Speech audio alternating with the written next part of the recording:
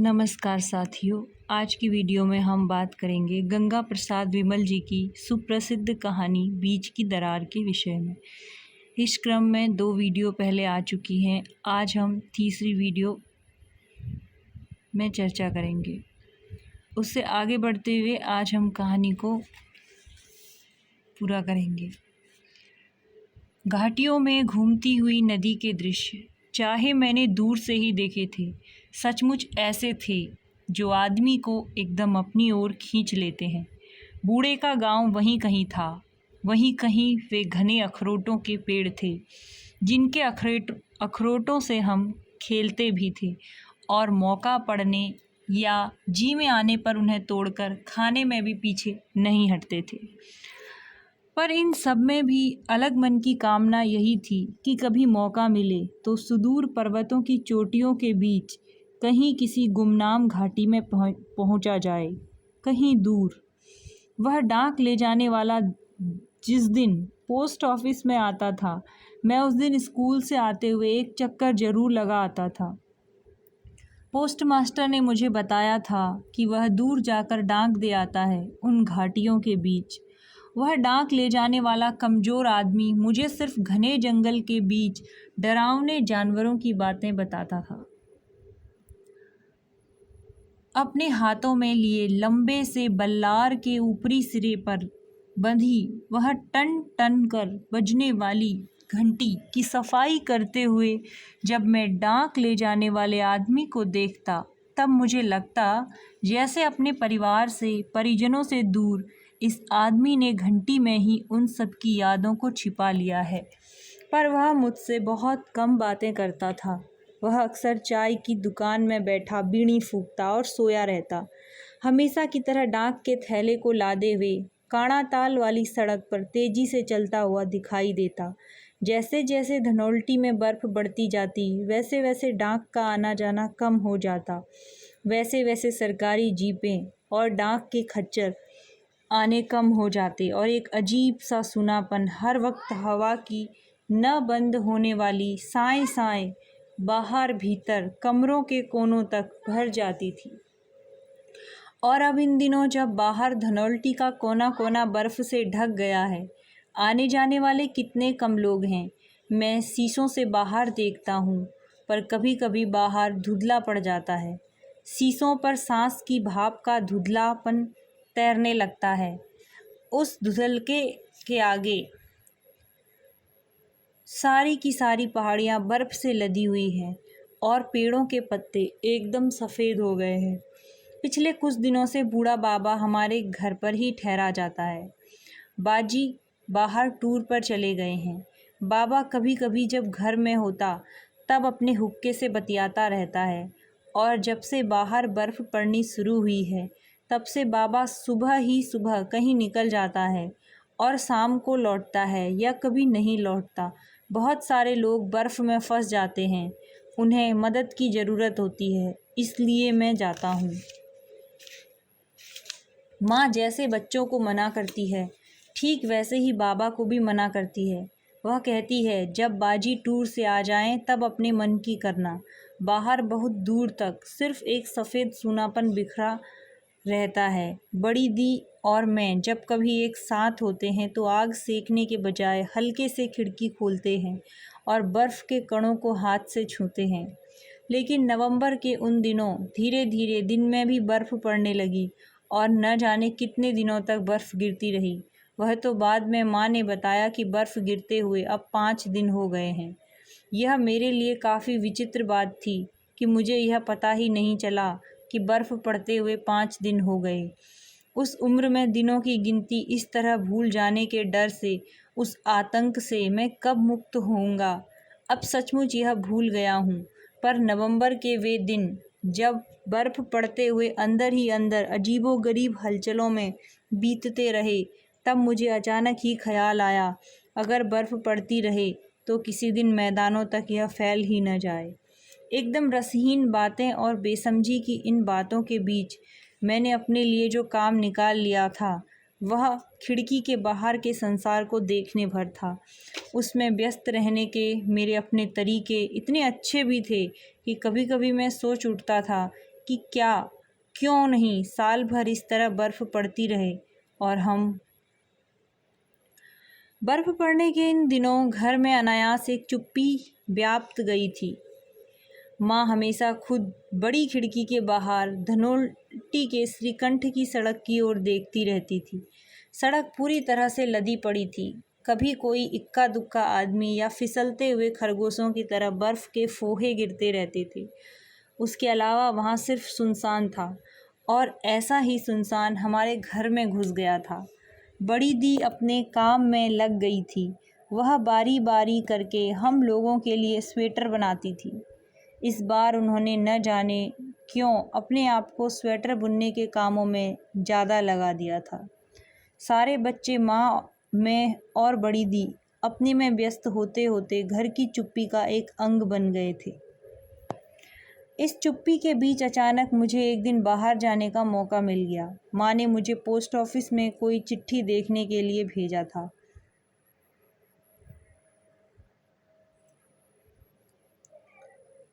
बड़ी दी दरवाजे के पास खड़ी। मैं भी जाऊं? उसने माँ से पूछा। मैं जानता था वह बर्फ़ में बाहर घूमने जाना चाहती थी। नहीं, माँ का संक्षिप्त उत्तर था। इसके बाद माँ ने मुझे बताया था कि मैं किस तरह उन लम्हों से बचकर पोस्टमास्टर तक पहुँचूँ, जिनमें बर्फ़ कच्ची जमी हुई थी और वहाँ गड्ढे होने का डर भी था। मुझे बर्फ़ में बाहर जाने की खुशी थी, और जब मैं अपने गर्म बूट पहनकर बाहर निकला था, तब मुझे लगा था जैसे मैंने कोई बहुत बड़ी चीज़ पा ली हो। मुझे याद आया मैं कई दिनों से इस मौके की तलाश में था, पर अनायास मैं निराश हो पड़ा था। यह ऐसी स्थिति है जब आप कुछ पा लेते हैं, किंतु पाने की खुशी का संबंध सिर्फ तब तक रहता है जब तक आप पूरी तरह नहीं जानते कि जो पाने की कामना आपकी थी वह बहुत छोटी और हल्की थी। यह मैंने बाहर बर्फ़ में चलते और हल्के से फिसलते महसूस किया था।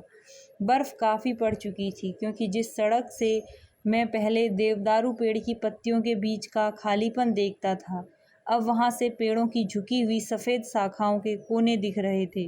मुझे ऐसा लग रहा था जैसे मैं पेड़ों के बराबर हो गया हूँ। माँ ने मुझे भागने के लिए मना किया था, इसमें फिसल जाने का डर था। इसलिए मैं चुपचाप बर्फ़ के ऊपर सीधे पाँव रखने की कोशिश में पीछे की तरफ भी देख रहा था, जहाँ से माँ मुझे लगातार देख रही थी।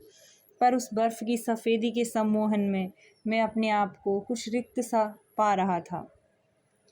जब मैं पोस्ट ऑफिस पहुंचा, तब वहां से डाक ले जाने वाला डाक लेकर कहीं दूर जा चुका था। उसके हाथों का बल्लम किसी लाल कपड़े के टुकड़ों से भरा हुआ था। दूर से ऐसा लगता था जैसे किसी लंबे ठूंठ पर बुरूस के फूल उगाए हों। मुझे देखकर वह बोलने लगा, पर फिर रुक गया। मैं जब उसके पास गया तो उसने मेरे गर्म बूट देखे। तुम्हारे जूते अच्छे हैं, उसने कहा। क्या तुम जानते हो कि धनोल्टी की बर्फ़ पाँव खराब नहीं करती है? वह जब मुड़ने को हुआ तब मैंने उससे पूछा, क्या आप उन पहाड़ों के पार घाटियों में जाएंगे? हाँ, मैं वहीं जाऊंगा। वहीं। जानते हो वहाँ कितना सुनहरा मौसम रहता है? नहीं, तुम नहीं जान सकते। अच्छा बताओ, जब मैं घोर जंगलों के बीच अकेले जाऊंगा तो बल्लम में घंटी की टुनटुन से पूरे अकेलेपन में कोई चीज़ गीत नहीं गाने लगेगी? मुझे उसकी बात बिल्कुल समझ में नहीं आ रही थी, पर मुझे वे बातें अच्छी लग रही थी। क्या तुम पोस्टमास्टर से कुछ खरीदोगे? उसका इशारा लिफाफे या कार्डों की तरफ था। वह खुद लिफाफे कार्ड बेचता था, और वह चाहता था कि कोई उससे भी खरीदे। नहीं, मैंने कहा, मैं नहीं। कहते ही वह मुड़ा और उसने बल्लम धीरे धीरे टिकाना शुरू किया। सचमुच बल्लम पर बंधी घंटियों के स्वर गीत की तरह बिखर गए। सचमुच वे घंटियाँ एक स्वर से बजती थी, कुछ अंतराल के बाद, जैसे चर्च में या मंदिरों में हल्के हल्के घंटे बजते हैं। जब वह मोड़ पार कर गया तब घंटियों की आवाज़ आ रही थी। उन घंटियों की आवाज़ से पहला भ्रम यह होता था जैसे जानवरों का कोई बड़ा झुंड थका हारा शाम को घर लौट रहा हो, या जब वह भागते हुए आता था तब वह स्वयं भागती हुई भेड़ों के गले में बंधी घंटियों की तरह सनसनाता था। जब वह मोड़ पार कर गया तब तक मैं पीछे मुड़ मुड़कर उसकी तरफ देखता रहा। बाद में जैसे ही पोस्ट ऑफिस पहुंचा, वह आंखों से ओझल हो गया था। बूढ़े पोस्ट मास्टर ने अपने दालान की बर्फ साफ कर दी थी और किनारे पर लगे बर्फ के ढेर के साथ छोटे बच्चे खेल रहे थे। क्या आपकी कोई चिट्ठी है? क्या हमारी कोई चिट्ठी है? मैंने पोस्ट मास्टर से पूछा। आपकी चिट्ठी नहीं है, उसका जवाब सुनकर मैं उदास हो गया। तब पोस्ट मास्टर बोला, अभी तो डाक भी 4-5 दिनों से नहीं आई, आज आ जाएगी, तुम शाम को लेते जाना। मैं लौटकर भी जा सकता था, किंतु बर्फ़ में खेलते हुए बच्चे मुझे अच्छे लगे और मैं उनके खेल को देखने में मस्त हो गया। वे लोग कोई आदमी बना रहे थे, लेकिन उसकी नाक कच्ची बर्फ़ होने की वजह से टिकती ही न थी। बार बार वह नाक नीचे आ गिरती और बच्चे तालियां पीटकर निराश हो जाते। मैं उनका खेल काफ़ी देर तक देखता रहा, किंतु मुझे घर की याद नहीं भूल गई। टिक टिक टिक कोई घोड़े वाला जब पास से गुजरा तो बच्चों का ध्यान बर्फ़ के आदमी से हटकर घोड़े की तरफ आया। हम घोड़ा बनाएंगे, कुछ बच्चे आपस में चिल्लाए। मैंने अंदाज़ा लगाया वे सब बागों में काम करने वाले कामगारों के बच्चे और दुकानदारों के बच्चे हैं। उन्होंने मेरी ओर संदेह की दृष्टि से देखा। क्या तुम हमारे लिए घोड़ा बना सकते हो? क्यों नहीं, मैंने उत्साह में जवाब दिया। मैं अपने गर्म बूटों से ठप ठप करता बच्चों तक जा पहुंचा। मैंने सबसे पहला काम यह किया कि बच्चों से लकड़ी के टुकड़े या देवदार की शाखाएं मंगाई और उनके टुकड़े कर आदमी की जो शक्ल बच्चों ने बनाई थी वह लकड़ी के टुकड़ों की नाक और आँख लगाई। जब आदमी पूरा बना तो बच्चों में काफ़ी उत्साह आ गया। उनके चेहरे मुझे ज़्यादा लाल और अच्छे लगे, गोल गोल और साफ। अब घोड़ा बनाओगे ना?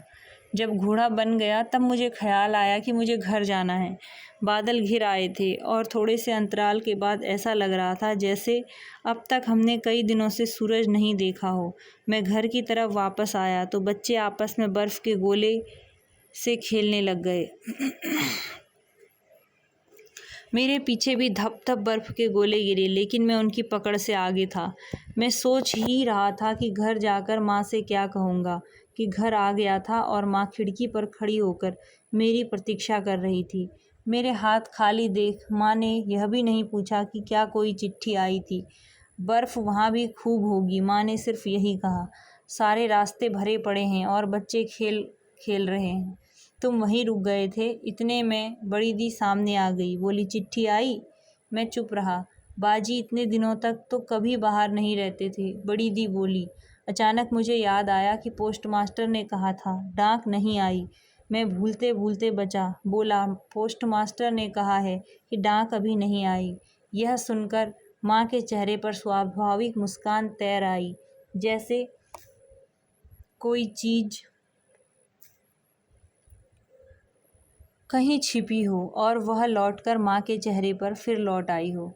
अभी बारिश होगी माँ, क्या फिर बर्फ़ पड़ेगी? बड़ी दी ने कहा। माँ सिर्फ मुस्कुरा दी।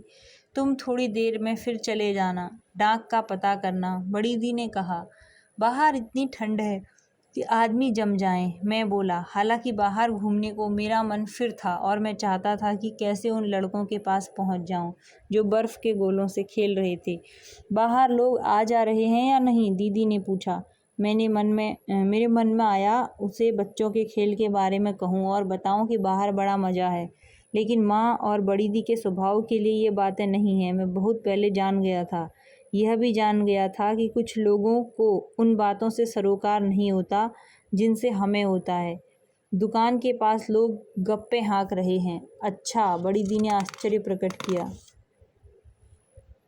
देखिए, इस कहानी का नाम बीच का दरार क्यों है? यह ख्याल आपके दिलों में भी बार बार आ रहा होगा। तो ये एक तरह का मानसिक द्वंद्व लिए घिरी हुई कहानी है, जिसमें हम देखते हैं कि साथ होने के बाद भी एक ही परिवार के अंदर बच्चों में, माँ में एक तरह का गैप है, संवाद कम है, एक दूसरे की तकलीफ़ों को जानते हुए भी कई जगह वो लोग मौन हैं, या कई बार वह अपनी समस्याएं, अपने विचार, अपने हृदय की बातों को एक दूसरे के सामने प्रकट नहीं कर पा रहे हैं। आगे भी आप इस कहानी में देखोगे कि ये क्रम चलता रहता है।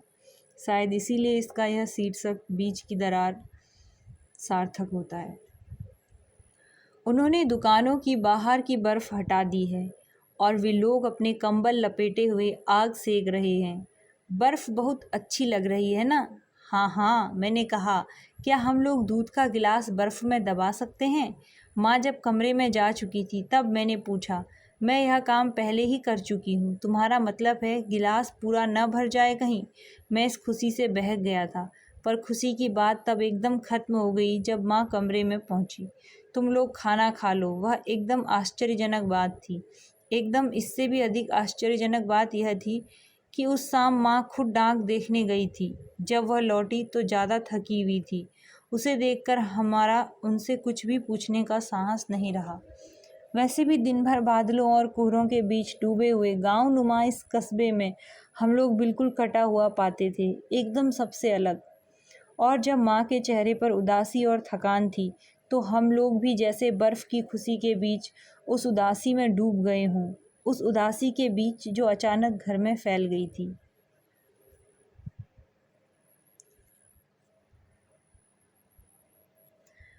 माँ की उदासी का कारण जीतू भी हो सकता था।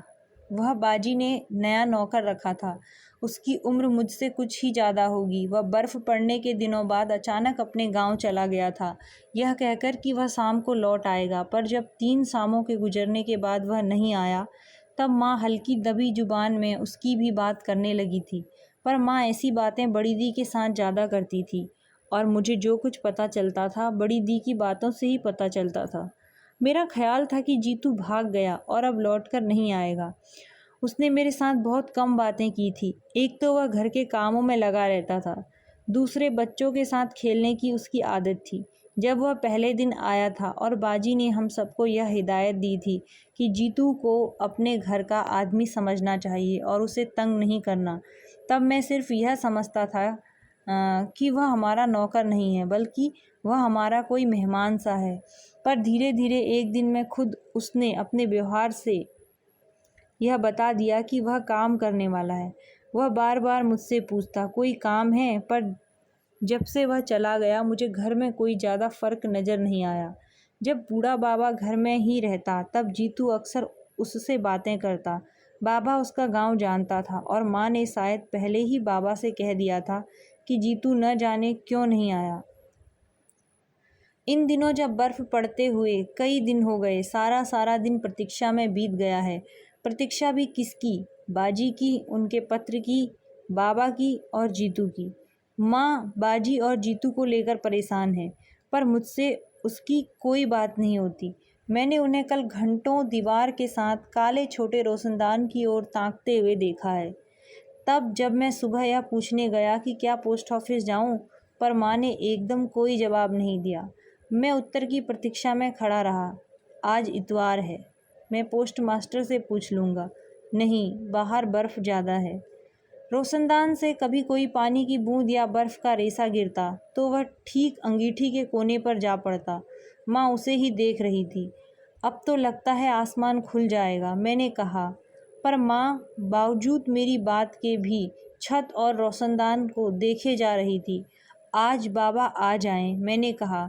वह ज़रूर बता देगा कि जीतू कहाँ है।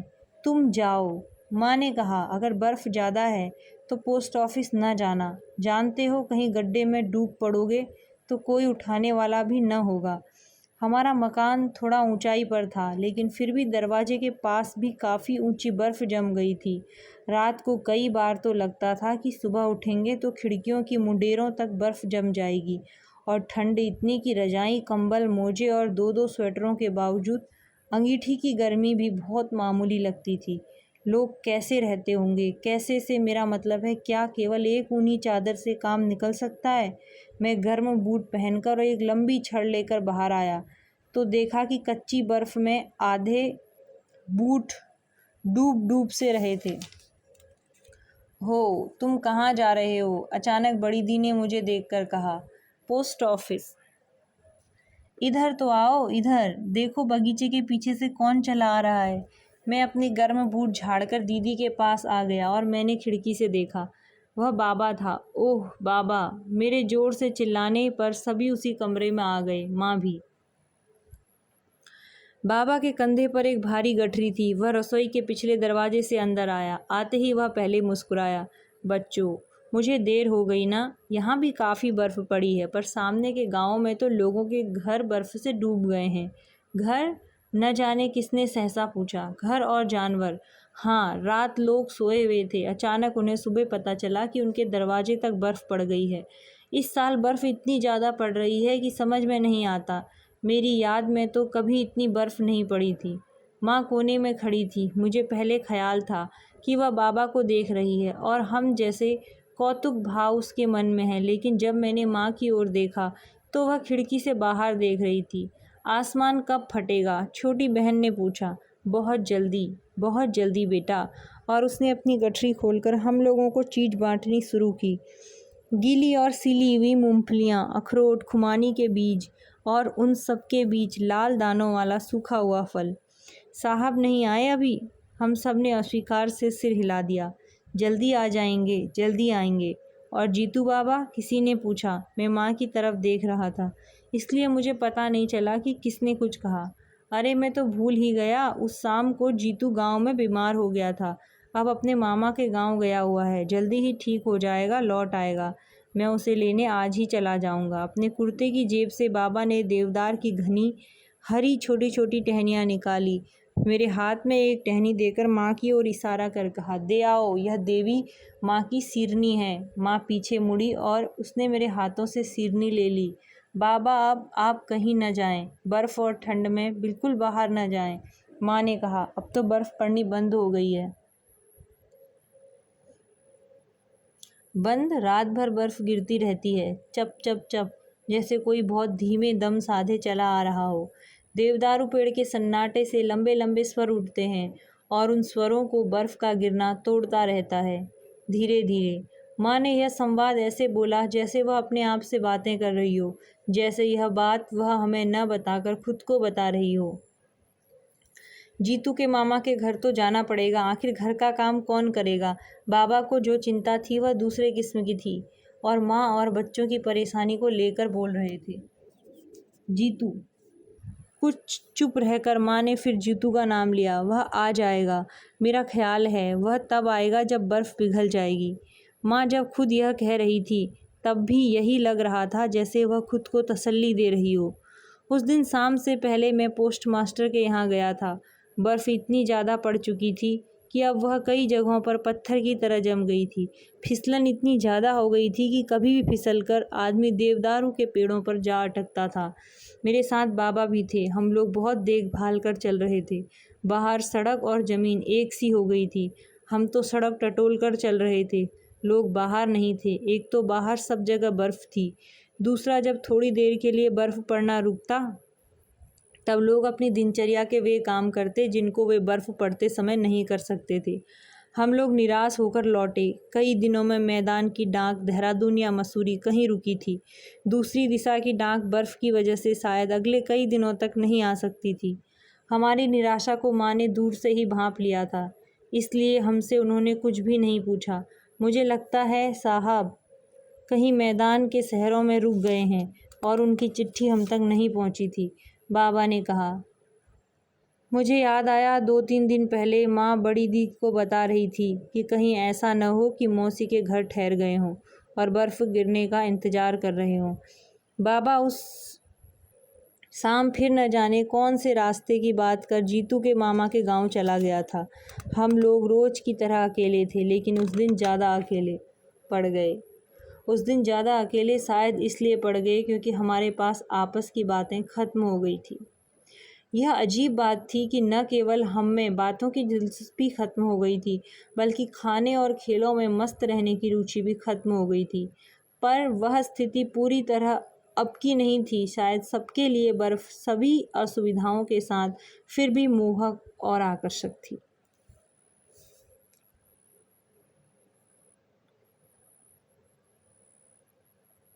उस रात उस निपट अकेलेपन में मैं आधी रात तक नहीं सो पाया था।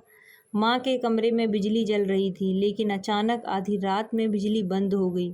धनोल्टी जैसे कस्बे में वह बिजली एक छोटे से डायनुमा से पैदा की जाती थी, जो एक ऐसा आदमी द्वारा चलाया जाता था जो इंजीनियर के नाम से प्रसिद्ध था और जो अपने मातहतों को भी इंजीनियर बताता था। जब अचानक रात में बिजली चली गई तो अंगीठी के पास रखी हुई बिजली की अंगीठियाँ भी बुझ गई थी। कंबल, रजाई और दूसरी रजाई की गर्मी में मुझे थोड़ा आराम था, पर मैं फिर उठ गया था। मैंने कुछ देर बाद नोटिस किया कि माँ मेरे कमरे में अंगीठी के पास अखबार का कागज़ जलाकर लकड़ियाँ जला रही हैं। मैं उठकर पास गया तो उसने मुझे बैठने के लिए कहा। मैंने सोचा तुम्हें ठंड न लग जाए। उधर कमरे में आपने लकड़ियाँ जलाई हैं? हाँ। छोटी अंधेरे और ठंड में बड़बड़ाने लग गई थी। पता है वह क्या बड़बड़ा रही थी? मैं माँ के शब्दों की प्रतीक्षा करने लग गया था। जैसे ही अखबार का कागज़ भप्प से जल उठता, मुझे माँ का अध सोया चेहरा दिखता, थका हुआ और बुरी तरह त्रस्त, डरा हुआ, जैसे वह खुद डरी हुई हो। वह कह रही थी, बाजी, बाजी, डायन। माँ के यह कहते ही अचानक मुझे लगा जैसे मैं कांप गया हूँ। दरअसल मैं असंभावनाओं के चक्कर में फंस गया था। माँ का चेहरा अखबार के भप्प से जलने पर फिर चमकता था। काला और बेडौल चेहरा जैसा लग रहा था। मेरी सुंदर माँ का चेहरा मुझे डर लगने लगा। जाने कैसे हो गया। मैं चुप रहा। शायद माँ मुझसे कुछ कहना चाहती थी या सुनना चाहती हूँ, पर मैं महसूस कर रहा था जैसे बोलने के लिए मेरे पास कोई शब्द नहीं है। नींद नहीं आ रही थी। मैंने सोचा तुम्हारे पास बैठूं। अब तुम उठ गए हो, नींद तो नहीं आ रही? माँ, मुझे लगा मेरे गले में कुछ अटक गया। मुझे नींद नहीं आ रही। मन ही मन मैंने हिसाब लगाया कि माँ को भी खुद नींद नहीं आ रही होगी और वह बेहद डरी गई होंगी। उस रात बिजली न होते हुए भी सफ़ेद बर्फ़ की उजास इतनी साफ़ थी कि हम बर्फ़ के पड़ते हुए फोहों को अभ्रक की तरह चमकता हुआ देख सकते थे। चमकते हुए श्वेत जुगनुओं के असंख्य जोड़े जैसे लहरों में तैर जाते हों। उस रात हम माँ बेटे चुपचाप फायर प्लेस के पास लकड़ी जलाते हुए और उन्हें खरोसते हुए बैठे रहे। माँ ने मुझसे जो थोड़ी सी बात की थी, मुझे लगा जैसे अरसे बाद मैंने किसी की बातें सुनी हों। सुबह होते होते देखा माँ उस कुर्सी पर लेट गई और सो गई। मैं न जाने कितनी देर खड़ा रहकर यही सोचता रहा कि उसके पाँव पर कंबल दूं या न दूं। मैंने हल्के से कंबल उसके पाँव पर फैला दिया। वह चुपचाप नींद में थी, पर उससे यह अंदाज़ा नहीं लगाया जा सकता कि वह गहरी नींद में होगी। सुबह मैंने दूसरे कमरे में चक्कर लगाया तो सब बच्चे सो रहे हैं और फायर प्लेस में बुझती हुई लकड़ी से उड़ी राख चारों तरफ फैली हुई है। सबके सोए होने पर मेरे मन में ख्याल आया कि बाहर घूम लूं, पर बाहर इतनी ज़्यादा ठंड थी कि पाँव की उंगलियां और हाथ की उंगलियां जमी हुई लग रही थी। उंगलियों को खोलने के लिए जब मैं दूसरी उंगलियों के बीच फंसाता तो उंगलियों पर नीले निशान की धारियां उगाती।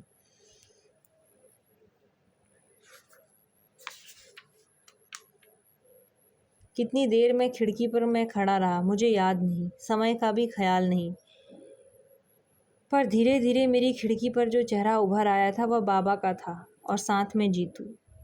जीतू, मैंने सोचा माँ की कुछ चिंता दूर हुई और शायद वह मेरा ख्याल भी ठीक हो सकता था। किंतु माँ की चिंता तो कई तरह की थी। जब वे लोग अंदर आए तब माँ जाग गई थी। उसने मुझे वहीं से आवाज़ दी, कौन है? बाबा और जीतू। थोड़ी देर चुप्पी के बाद मुझे लगा जैसे उस चुप्पी में माँ या तो हल्का हल्का खांस रही है या सिसक रही है। मैं अभी बाबा से बात करने की सोच ही रहा था, पर मैंने इससे पहले माँ को उस कमरे में झांका। माँ कुर्सी से उठी हुई थी और अपने सिर को टेका हुआ था। क्या हुआ? कुछ नहीं, लगता है गर्दन पर कुछ दर्द हो रहा है। कोई दवाई दूँ? बाजी ने एक छोटा सा मामूली दवाई बक्स रखा है। नहीं नहीं, यह कहते ही उस जगह आ खड़ी हुई जहाँ से बाबा और जीतू दिखाई देते थे। जीतू अपराधी की तरह खड़ा था। बीबी जी, मैं बर्फ़ में डूब गया था, वह तो भगवान ने बचा लिया।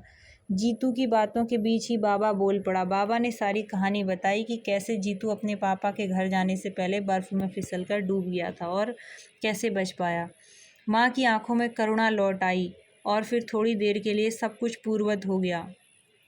जाने क्यों मुझे वह सारा दिन कोई पूर्व संकेत सा लग रहा था। माँ थोड़ी स्वस्थ लग रही थी और लग रहा था जैसे अब तक की प्रतीक्षा, बाजी की प्रतीक्षा करने के साथ उसे पता चल गया था कि सिर्फ प्रतीक्षा करना ही उसके अधीन है। वह तो शाम के बाद करीब 9 बजे डाक में ले जाने वाला हरकारा हमारे घर आया जो चिट्ठियाँ ले जाता था। तब सब कुछ एकदम बदल गया था। मैं और बाबा जब दिन में पोस्ट ऑफिस गए थे तब कोई चिट्ठी नहीं आई थी। मैंने सोचा था शायद वह कोई चिट्ठी लेकर आया होगा, पर वह इतनी हड़बड़ाहट में आया था और बर्फ़ में फिसलने के कारण जगह जगह गीला लग रहा था और ठंड से बचने के लिए उसने न जाने क्या क्या लपेटा हुआ था।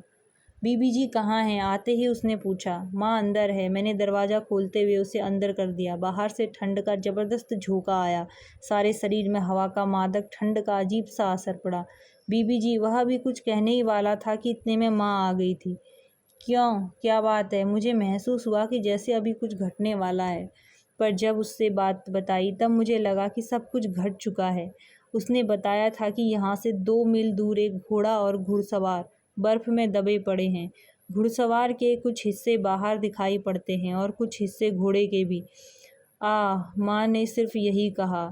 ओह! 2 मील दूर? अच्छा चलो, मुझे वहाँ ले चलो। वहाँ और रात में? हाँ, रात में और अभी।